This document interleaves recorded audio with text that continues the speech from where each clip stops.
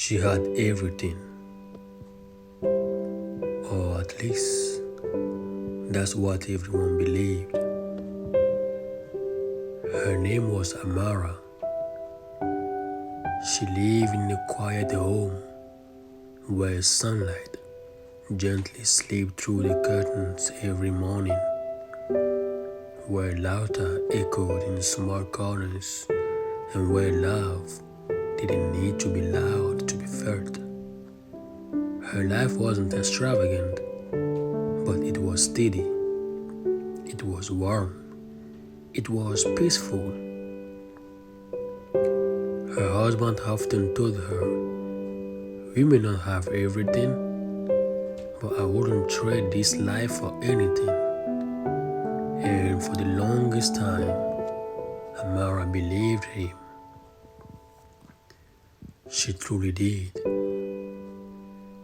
Until the day her sister came to visit. Lila arrived like a different world stepping into Amara's reality. Her car gleamed, her clothes spoke of money, and her presence carried a quiet kind of power. Everything about her felt elevated. She looked around Amara's home, smiled faintly, and said, "You still here? Wow, some things never change." Amara laughed it off. "It's home," she replied. But something about those words lingered. That evening, as they sat together, Lila scrolled through photos, luxury vacations, rooftop dinners, sparkling city lights. A life that looked full, exciting, untouchable. "You should travel more," Lila said casually. "There's so much out there, not just this small life." Small. The word echoed louder than it should have. That night, Amara lay awake, staring at the ceiling. For the first time, her peace felt quiet in a different way. Not comforting, but lacking. And that was how it began. Comparison didn't crash into her life like a storm. It slipped in like a whisper. Suddenly, the home she once loved felt too simple. Her routines felt boring. Her life, once enough, now felt like something was missing. She began to notice everything she didn't have. "Why don't we have more?"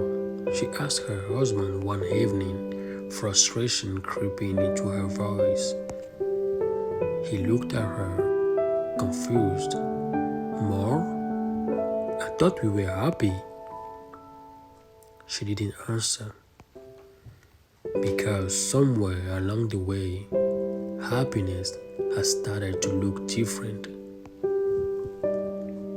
The arguments came slowly at first, then, more often, silence replaced laughter, distance replaced closeness. "My sister has everything," Amara finally cried one night. "Why don't I?" Her husband's voice was quiet, but heavy with truth. "But you had peace. Wasn't that everything?" Amara had no answer. Days later, she visited Lila. For the first time, she stepped into the life she had been comparing herself to. The house was bigger, brighter, filled with things money could buy. But something was missing. It was too quiet, too still. She found Leila sitting alone, her phone in hand, her expression distant. Are you happy? Amara asked gently.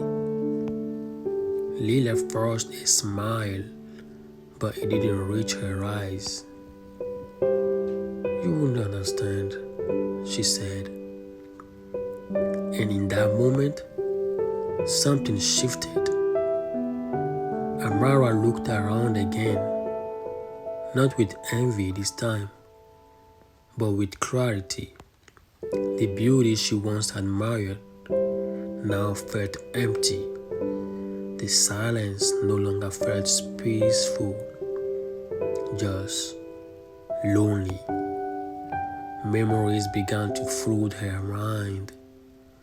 Her small kitchens filled with laughter, quiet mornings with her husband, the simple joy she once carried with effort. And it hit her. She didn't lose her happiness. She traded it for comparison. I had everything, she whispered to herself. When she returned home, nothing had changed except her.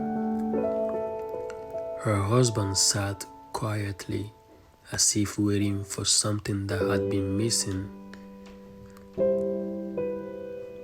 I am sorry, she said, her voice breaking.